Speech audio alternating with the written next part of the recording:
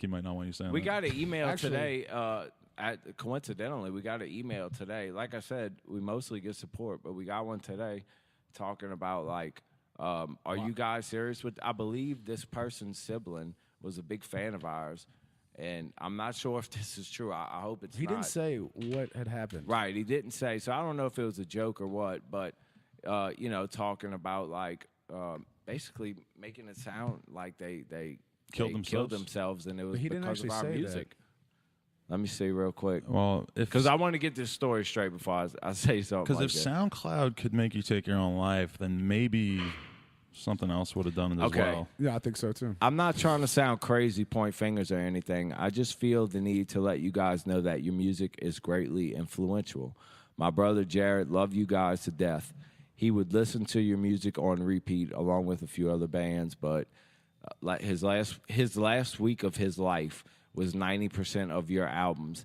And I don't really want to sound like a crazy conservative nut or anything. I'm just deeply heartbroken. And they quoted one of his lyrics saying, "So I cut my fucking wrist, feel like a puddle of piss, suicide, death of me, who gives a fuck, no one."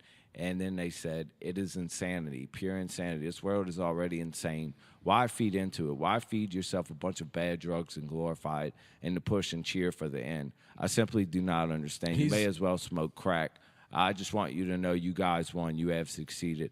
At least my brother found comfort in your songs." Well, I agree with the last sentence. At least he found comfort in the Oh, songs. no, they kept going. Homie's missing the point of what we're trying to do here. We're not trying to say, like, the world is a fucked up place and let's all make it even more fucked up.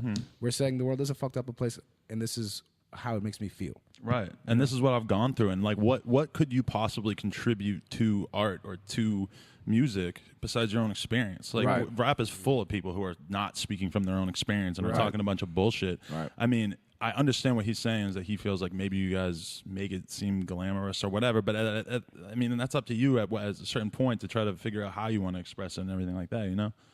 Yeah, I don't know, man, because it's like I guess people aren't reading through the lines and see the symbolism. I mean, because it's depressing songs, but I mean, some of them have an uplifting feel to them and stuff like. You know I think in a way they all have an uplifting feel. And it's not your responsibility to spell every single thing out in every single song. Not at all. You know? Not at all, man. Yeah. So I mean, I think a big part of art is pushing the boundaries. And, Exactly. absolutely. And I think that's why we don't. If I'll say a line and I'll couldn't have ask said him it better, yeah. I'll ask him, like, "Hey, is this too fucked up? Like, should I not say this?" And he'll be like, "No, dude, say it. Like, Right. We'll see what happens." If you look at, like, all the great musicians throughout time, I mean, they all push boundaries to a certain extent because otherwise you're just doing what everybody else is doing and that's boring. look at